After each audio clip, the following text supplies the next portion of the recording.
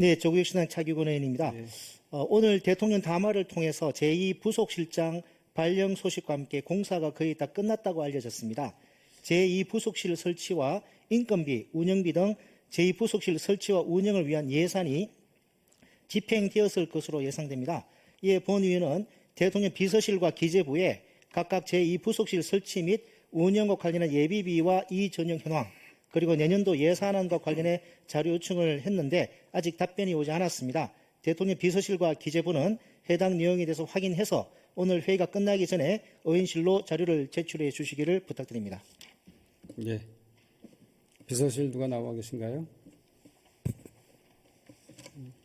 예, 시민사회 수석 나와 있습니다. 네, 지금 차기근 의원께서 요청하신 자료 제출해 주시기 바랍니다. 예, 알겠습니다.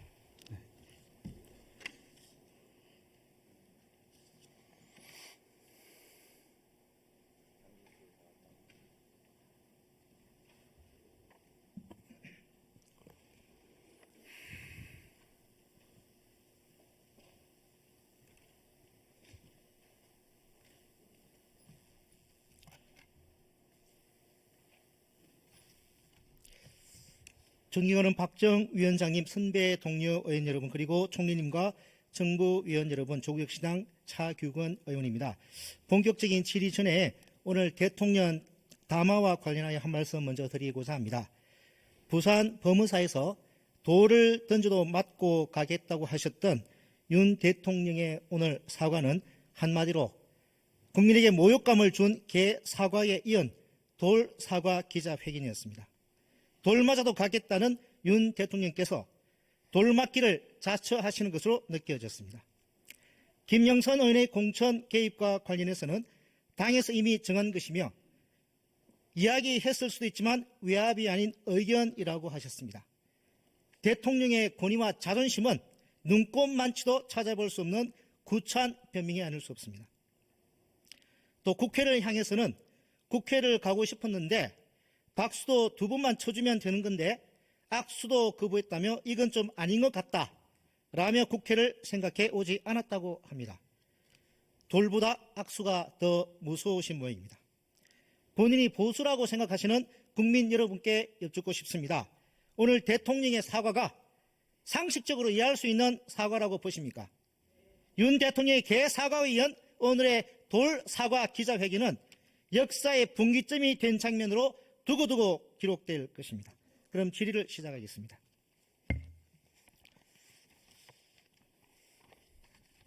금방 존경하는 김문수 의원님 질의하다가 끊겼는데요.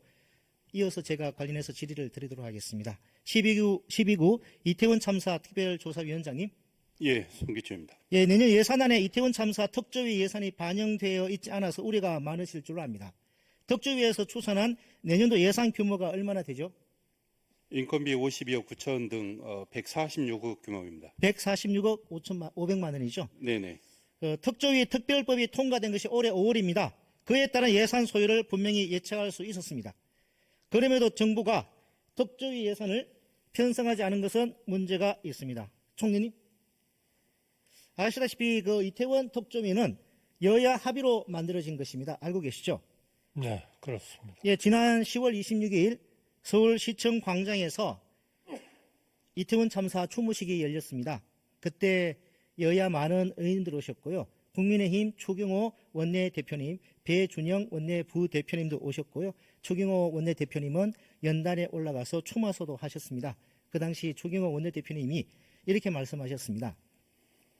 위원회가 독립적으로 주어진 역할을 차질 없이 수행할 수 있도록 최선을 다해 지원하겠다라고 추경호 원내대표께서도 말씀하셨습니다. 따라서 국회 예산 심의 과정에서 특조위 예산 146억 정도 되는 돈 반드시 편성하여 내년부터 차질 없이 운영할 수 있도록 해야 된다고 보는데 총리님 생각 어떠신가요? 네, 저도 동의합니다. 예, 감사합니다. 예, 총리님께 하나 더 여쭙겠습니다. 어제 그 기획재정위원회가 있었는데요. 어제도 이제 그 기재부 장관님 상대로 질의를 했습니다만 총리님께 한번 이 부분 여쭤보겠습니다. 정부는 내년 예산안에서 법인세 세수를 올해 본 예산과 비교해서 14%, 10.8조 원 늘어난 88.5조 원으로 전망하고 있습니다. 그런데 지난 9월 기재부가 발표한 세수 재축의 법인세 실적 63.2조 원과 비교하면 무려 40%, 25.3조 원가량 많습니다. 그동안 정부의 대규모 세수 오차가 법인세를 중심으로 발생했다는 점에서 상당히 우려스러운 부분이 있습니다. 실제로 시장의 컨센서스 추이를 보면 3분기 상장사 영업이익 전망은 불과 한 달 전에 비해 11.9조 원, 16% 감소했습니다. 또 4분기 영업이익 추정치도 한 달 전보다 3.7조 원, 5.7% 줄었습니다. 상장사들의 하반기 실적이 생각만큼 좋지가 않은 것입니다. 물론 상장사들의 올해 상반기 영업 실적은 좋았습니다만은 이는 중간 연합을 통해서 올해 법인세의 상당 부분 반영이 되었다고 볼 수 있습니다. 결국 내년 법인세를 가장 크게 좌우지하는 것은 하반기 영업 실적입니다. 그런데 그 하반기 실적이 지금 좋지 않은 것입니다. 따라서 내년 법인세 세수 전망을 국회 심의 과정에서 다시 점검하고 필요하다면 수정할 필요가 있다고 봅니다. 더불어 대외 경제 불확실성이 높아짐에 따라 기업 실적도 시시각각 변동하고 있습니다. 그렇기 때문에 정부가 본 예산을 제출하고 나서 11월 기업의 3분기 실적이 나오는 11월 예산 심의 전에 다시 한번 세입을 추계하는 이른바 롤링 포캐스트 알고 계시죠, 총리님? 혹시 처음 들어보시는가요? 네. 예. 예산 제출을 한 이후에 그 이후에 기업 실적을 반영을 해서 다시 한번 예산. 저는 의원님께서 말씀을 해주셔서 제가 예. 해석을 하는 겁니다. 예, 롤링 포캐스트를 정리할 필요가 있지 않나 싶습니다. 이렇게 하면 더 정확한 세입 전망이 가능하고 반복되는 세수 오차로 인한 부작용을 줄일 수 있다고 보는데 총리님 생각 어떠신가요? 이 점에 대해서는 뭐 총리의 생각과 경제부총리의 생각이 다를 게 없을 것 같습니다. 어제 이제 그러면 경제부총리께서 좀 답변을 해주시죠. 어제 뭐 장관님한테는 제가 롤링 포캐스트에 대해서는 여쭤보질 않아 가지고요. 혹시 뭐 총리님께서 알고 계시면 먼저 답을 해주시면 뭐 좋겠습니다만. 답하시 그러시면 뭐 장관님 롤링 포캐스트 11월 기업의 3분기 상장사 영업 실적이 나오면 그걸 반영해서 이 세입 좀 이게 본 예산을 갖다가 다시 한번 세입을 추계하는 거죠. 그러면은 세수 또 더 정확한 세입 전망이 가능해지고 반복되는 세수 오차 지금 많은 세수 오차 때문에 야당 의원님들이 많은 지금 기재위뿐만 아니라 예결위에서도 지금 질의를 하고 있지 않습니까? 그런 반복되는 세수 오차로 인한 이런 소모적인 논란, 이런 논란들도 예방할 수 있지 않을까 싶습니다. 장관님 어떠신가요? 좀 필요하지 않겠습니까? 제가 지금 말씀하신 그 제도가 정확히 어떤 제도인지 잘 모릅니다만 취지는 알겠습니다. 근데 어제 제가 제 기재위에서 비슷한 말씀을 드렸는데요.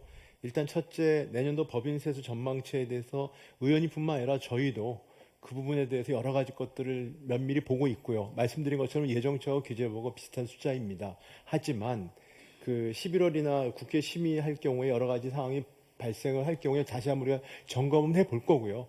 그다음에 큰 틀에서 그 점검을 해서 세수 추계가 크게 우리가 변동될 무슨 상황이 발생한다면 다시 재검토하겠다는 말씀을 어제 기조에서 드렸고요. 지금도 드리는 겁니다. 그래서 올 상반기 같은 경우는 법인세 상장사 영업 실적이 좋았지만 아시다시피 2분기, 3분기는 많이 지금 이 실적이 안 좋지 않습니까? 지금 4분기, 4분기도 안 좋은 이런 상황인데 세수 그 오차 반복되는 이거 계속 그 기재위에서 얼마나 이것 때문에 여야 의원님 간에 이 질의가 많이 이게 논란이 많이 생기고 있습니까? 장관님도 거기에 대해서 항상 송구하다, 면목이 없다 그렇게 말씀하시지 않습니까? 그러면은 11월 달에 제가 지금 의원님 의견에 동의하는 발언을 한 것 같은데. 그런가요? 그러면 롤링 포캐스트 한번 적극적으로 검토해 주시기 바랍니다. 알겠습니다. 면밀히 점검하겠습니다. 알겠습니다. 그러면은 명태균 게이트 관련해서 질의를 좀 드리겠습니다. 성관희 사무총장님. 그쪽에 계시는 거죠. 나와 있습니다. 그 성관희가 검찰에 김영선 전 의원의 정치 자금과 관련해 고발 및 수사 의뢰를 한 것은 2023년 12월 13일이죠. 네. 본 의원이 파악한 바로는 2022년부터 2024년까지 지방선거와 총선거 관련해서 고발과 수사 의뢰, 다수의 고발과 수사 의뢰가 있었는데 대부분은 고발이었고요. 지선 관련해서 수사 의뢰가 3건, 총선 관련해서 고발 및 수사 의뢰는 이 사건이 유일했습니다. 알고 계시죠? 2022년부터 2024년까지입니다.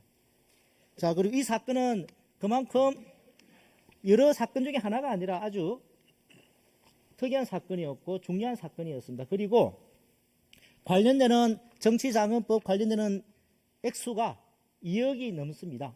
그리고 국회의원의 세비가 반 정도 이렇게 지출되는, 민간인에게 지급되는, 꼬박꼬박 지급되는 그런 내용이었기 때문에 상당히 중요한 사안으로 선관위도 판단을 했기 때문에 수사 의뢰한 것으로 보입니다만 그렇죠. 이 사건은 정치자금법에 위반 사건, 즉 22년도 김영선 국회의원의 회계 보고서의 실서 과정에서 자금의 흐름, 지금 말씀하시는 대로 일부 금원이 빠져나가는데 그 부분에 대한 증빙 자료가 없었습니다. 그래서 회계 책임자를 조사하는 과정에서 김영선 의원이나 지금 명태균 의원 씨나 여러 사람들을 조사하게 됐는데 서로 말들이 다 안 맞았어요. 그래서 그 부분을 저희가 강제 수사권이 없기 때문에 진실을 밝히기 어려워서 수사 의뢰를 하게 된 겁니다. 즉 정치자금법 소위 회계보고서의 증명자료 미제출 이런 부분들은 고발을 하게 됐고 나머지 부분은 좀 더 조사를 해달라고 수사 의뢰한 겁니다. 어떤가요? 이렇게 그 정치자금법 위반 관련 금액이 2억 정도 되지 않습니까? 그때 당시에는 그렇게 되어 있지 않습니다. 그때까지는 예. 선관위 조사 네. 상황에서는 금액이 네. 그렇게까지 크게 파악이 네, 되지 그렇습니다. 않았습니까? 그러면 그 당시에 회계 책임자인 강혜경 씨에 대한 선관위 조사는 있었던 걸로 보이는데요. 있었습니다. 그 당시 강혜경 씨가 지금 최근에 국회에 와서 진술하고 있는 이 내용들, 명태균 통장 그리고 김영선 의원의 세비에서 이렇게 지급했다는 그런 진술은 그때 강혜경 씨는 아니 그러니까 지금 말씀을 드리는데요. 그 사건 경과만 제가 말씀드릴 수 있고 지금 나머지 부분 자세한 진술 내용이 어떻다 이런 부분까지는 수사 중인 사항이니까 제가 이 자리에서 말씀드릴 수가 없다는 점 양해해 주시기 바랍니다. 예, 알겠습니다. 잠시만요. 총장님, 선거 여론조사 실시하려면 공직선거법 108조 3항에 따라서 관할 심의위원회 신고해야 되죠. 공표용 여론조사는 신고, 공표건 그렇죠. 조사. 비공표건 조사를 조사 자체. 신고해야 됩니다. 그리고 공표. 네. 여론조사 공표하기 위해서는 공직선거법 제8조 9 1항에서 등록요건 구비해서 등록해야 되죠. 그렇습니다. 그런데 명태균 씨 관련된 미래한국연구소 신고도 안 돼 있고 등록업체도 아닙니다. 신고도 안 돼 있고 등록도 안 돼 있죠. 네. 그렇죠? 현재 강혜경 씨가 공개한 23건의 여론조사 중 주목할 만한 것은 강혜경 씨와 명태균 씨와 통화하면서 윤석열 당시 후보에게 빨리 알려야 한다고 재촉하는 내용이었습니다. 명 씨는 3월 2일 대선 7일 전입니다. 그거 빨리 달라고 그래요. 윤석열이가 좀 달라고 그러니까 라고 말했으며 3월 3일에도 오늘 다 뽑아줘야 해요. 윤석열 총장이 저 문자가 왔네라고 말했습니다. 주목할 것은 금방 확인됐듯이 미래한국연구소는 자체 여론조사를 신고한 사실이 없으며 심의위원회에 등록된 여론조사 기관도 아니었습니다. 공직선거법 108조 12항은 누구든지 다음 각 호의 어느 한에 해당하는 선거에 관한 여론조사의 결과를 해당 선거의 투표 마감 시간까지 공표 또는 보도할 수 없다라고 정해두고 있습니다. 미래한국연구소가 실시한 여론조사는 모두 공표할 수가 없으며 공표한다면 처벌 대상이 되는 것입니다. 일각에서는 미공표라면 문제가 안 된다라고 하겠지만 선관위로부터 본의원실이 받은 공표와 관련한 판례가 있습니다. 자, PPT 띄워주시죠. 자, 불특정 또는 다수의 사람이 알 수 있는 상태에 두는 것을 말하고 공포에 대해서 단 한 사람에게 알리더라도 그것이 다른 사람에게 알려질 것이 예견될 때에는 공표에 해당한다고 보아야 할 것이다 라는 판결이 있습니다. 그런데 언론에 따르면 대선 당일 윤석열 캠프 내부 회의에서 3월 8일 미래한국연구소 비공개 여론조사 내용으로 회의를 했다는 것입니다. 해당 PPT. 예. 이는 명태균 씨가 윤석열 후보에게 보고한 여론조사 내용을 윤석열 후보만이 알고 있었던 것이 아니라 캠프 사람들이 알고 이를 가지고 회의할 만큼 불특정 또는 다수의 사람이 알 수 있는 상태에 두었다는 것입니다. 다시 한번 선관위 총장님, 네. 이렇게 윤석열 후보가 명태균 씨로부터 보고받고 이를 캠프 사람들이 알도록 두어 전파 가능성이 있었다면 공직선거법 108조 제12항 3호 위반한 것으로 보이는데 어떻습니까? 지금 전파 가능성이라는 것은 여러 가지 지금 우리 위원님도 아시지만 판단 기준이 여러 가지가 있습니다.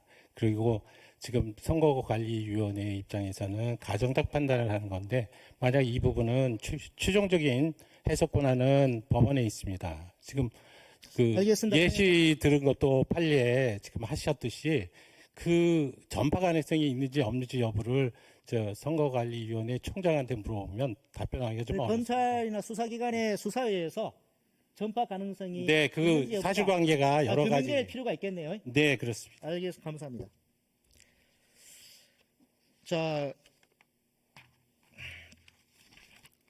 자, 검찰 법무부 장관님, 네네 계시는군요. 예.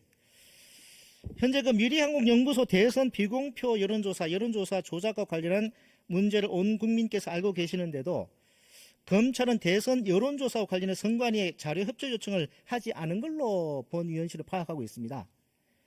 심지어 오늘 윤석열 대통령은 담화를 통해 국민 앞에 명태균 씨에게 여론조사를 부탁한 적도 없고 여론조사 조작을 하지 않았다고도 말씀하셨는데요. 그렇다면 미래한국연구소가 언론에 나온 것처럼 비공표 여론조사를 했는지 여론조사 조작을 했는지 등을 빠르게 사안을 확인해서 진실을 밝히면 그만인 것입니다.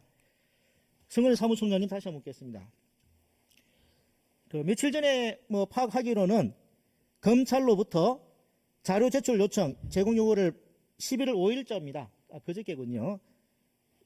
요청받은 사실이 없다고 했는데 오늘 지금 현재 시점까지 언론에 나오는 미래한국연구소 대선 여론조사와 관련하여 검찰로부터 자료 협조 요청을 받거나 제공한 사실이 있습니까? 뭐뭐뭐에 관련하여라는 부분이 문제가 되는데요. 저희들은 검찰로부터 자료 요청을 받은 사실은 있다고 제가 말씀을 드렸고요. 다만 수사적인 그런 부분이 있기 때문에 네네. 이 검찰에서 어떤 사안에 대해서 조사를 하는지는 저희들이 알지 못합니다. 알겠습니다. 법무부 장관님, 예. 미래한국연구소 불법 비공표 여론조사 조작 수사는 지금 어느 검찰청에서 어떻게 좀 진행이 되고 있습니까? 창원지검에서 수사하고 있는 것으로 알고 있습니다. 요거는 서울중앙지검이 아닌가요? 창원지검인가요? 서울중앙지검은 아닙니다. 그러면 창원지검이 아니라 서울중앙지검으로 정정하시는 건가요? 아닙니다. 창원지검에서 수사하고 있는 것으로 알고 있습니다. 좀 전에 서울중앙지검으로 정정하시는 것 같아요. 창원지검이다. 알겠습니다. 지금 그 내용이 뭔지는 제가 지금 의원님께서 말씀하신 내용이 뭔지는 모르지만 지금 수사는 창원지검에서 진행되고 있습니다. 예, 좋습니다. 공직선거법 제9조 2항이 있습니다. 검사 등 수사기관의 신속, 공정, 공직선거법 위반 사건 관련해서 신속 공정 수사 의무와 관련한 조항이 있습니다. 장관님도 이 내용 알고 계시죠? 공직선거법 9조 2항. 저는 구체적으로는 잘 모르겠습니다. 공직선거법 잘 모르시나요? 선관위가 수사 의뢰 고발한 것은 2023년 12월 13일이었습니다. 그런데 창원지검은 검사 한 명도 없는 수사과에 이 사건을 보냈습니다. 아까 확인되었듯이 2022년부터 2024년까지 창원 선관위가 총선 관련해서 고발 및 수사 의뢰했던 유일한 사건이었습니다. 그럼에도 불구하고 검찰은 검사 한 명도 없는 수사과에 이 사건을 배당했습니다. 그리고 올해 9월 5일 뉴스토마토에 단독 기사가 나올 때까지 방치했습니다. 묵혀두었습니다. 뉴스토마토에 9월 5일자 기사가 나오자 창원지검은 그때서 뒤늦게 형사과로 배당을 했습니다.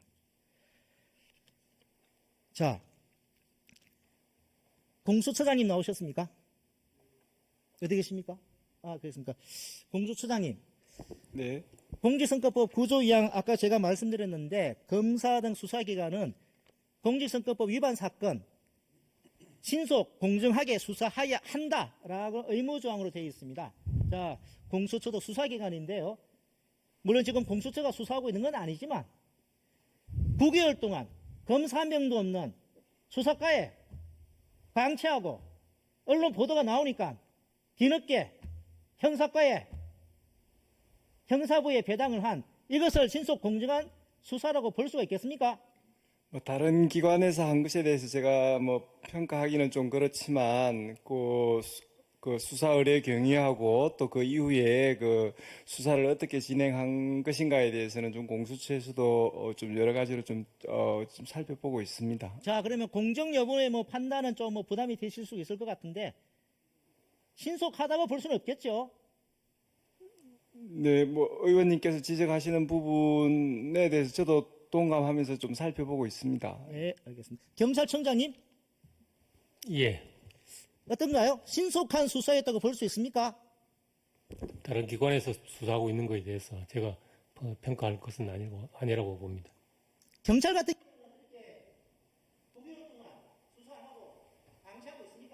그건 사안에 따라서 다르지만 수사를 다른 기관에서 지금 수사를 하고 있는 사안입니다. 그 점에 대해서는 제가 예. 의원님, 법무부 장관입니다. 한 말씀 드려도 되겠습니까? 예. 수사를 방치하고 있다는 말씀은 조금 어폐가 있는 것 같습니다. 왜냐하면 수사과에서도 수사를 했었고요. 그리고 지금 성관희 사무총장이 말씀하셨지만 정치자금법 위반으로 수사 의뢰가 되었습니다. 그러니까 공직선거법 위반이라면 6개월 내에 처리를 해야 되기 때문에 신속하게 했을 겁니다. 근데 저게 정치자금법 위반으로 고발이 돼 있어서 수사 의뢰가 돼 있어서 그게 지금 말씀하시는 공직선거법에 6개월 내에 저 제한을 생각하지 않고 수사를 했던 것으로 저는 그렇게 알고 있습니다.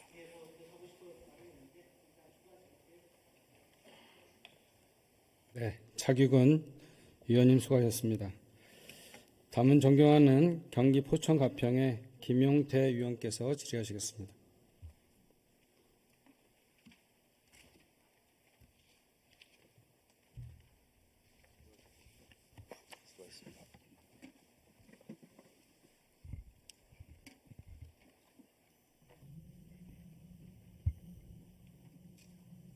통년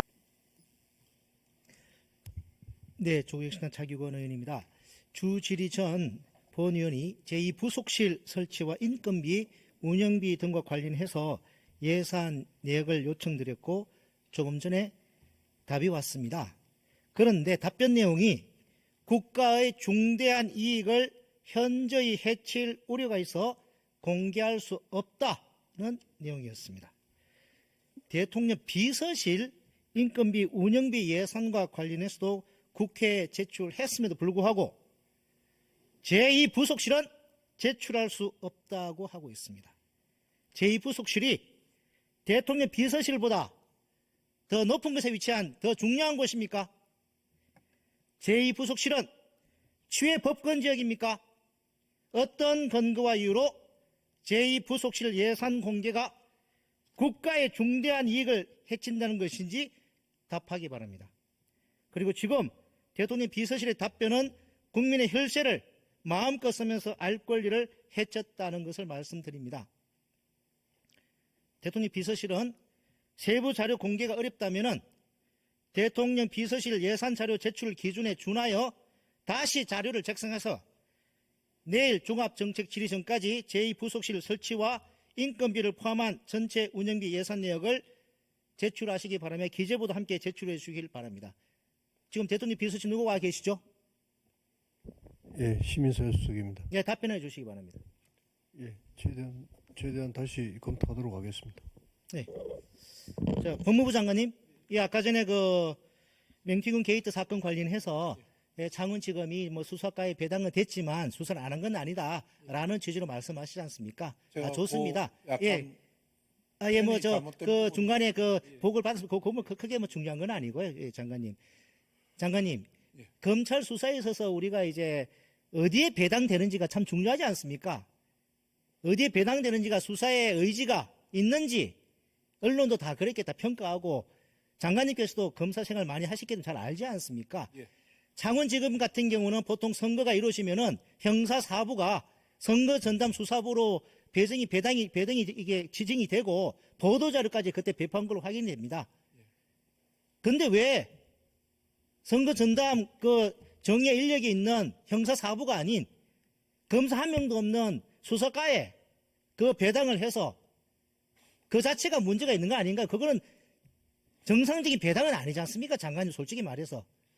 그 창원지검이 조금 인력 사정이 좀 문제가 있었던 것 같습니다. 아이, 그 장관님. 뭐 더 자세한 내용은 사실은 저도 아직 다 자세하게 확인은 못했습니다만 제가 보고받기로는 그 당시에 주임 검사와 그 사람들의 인력 사정이 좀 예, 있었던 것 같습니다. 장관님 뭐 시간 관계상 근데 그 9개월 동안 수사과에 있었다는 건 사실 좀 납득하기 어렵죠, 장관님. 예.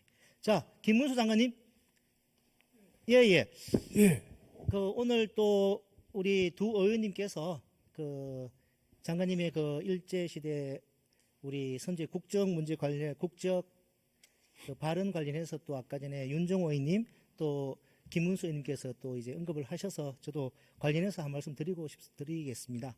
지난번에 요 발언 관련해서 환노위에서 퇴장당하셔서 아직 환노위 노동부 장관이신데도 불구하고 그 상임위장 아직 못 들어가고 계신 거죠?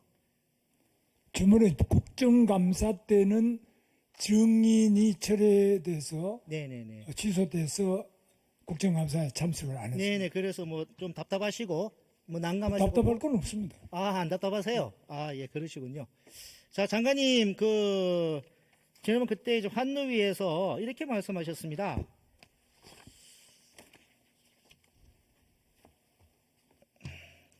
양국 해석이 다른 게 있다.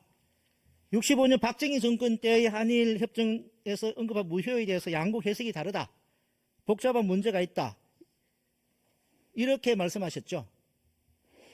뭐 해석도 다르고 사실관계에 의해 그래서 자, 그러면은 장관님께 마지막 기회를 드리겠습니다. 예결위에서 퇴장당하느냐, 앞으로 계속 환노위 못 들어가느냐, 아니면은 이제 홀가분하게 들어가실 수 있느냐 여쭙겠습니다. 장관님께서는 지난 제가 질의에 또 제시했던 전두환 정권 때도 발표했던 그 기준, 그 우리나라 대한민국 정부 입장인데 그 정부의 입장에 서시는 겁니까? 아니면 일본 입장에 설 이유가 있습니까?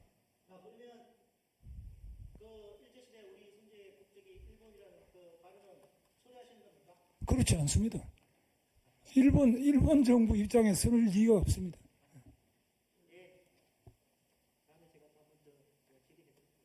네, 차규근 위원님 수고하셨습니다. 다음은 존경하는 경기 포천가평의 김영태 위원께서 질의해 주시겠습니다.